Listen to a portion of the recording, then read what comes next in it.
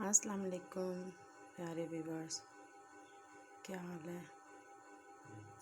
उम्मीद करती हूँ कि आप सब लोग ठीक ठाक फिट फाट मज़े में होंगे। तो आज मैंने सोचा आप लोगों के साथ अपनी ये छोटी सी रेसिपी शेयर करूँ सहरी।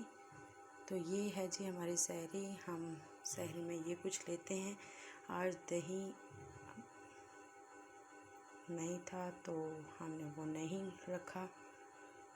तो ये सालन और पराठे मैंने हल्के घी के साथ पकाए हैं, क्योंकि ज़्यादा घी हो तो उसमें ये खुश्क हैं बिल्कुल, क्योंकि दिन में प्यास नहीं लगती। फिर ये दूध है और ये चाय है। ये मेरे हस्बैंड दूध में लेते हैं और मैं चाय पीती हूँ। तो ये थी हमारी आज की सहरी। मैंने सोचा आप बहन भाइयों के साथ शेयर की जाए।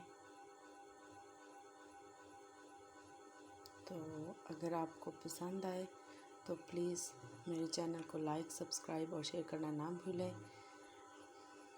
इसी के साथ इजाज़त चाहूँगी। इंशाअल्लाह फिर दोबारा नई वीडियो में मिलेंगे। अल्लाह हाफिज़।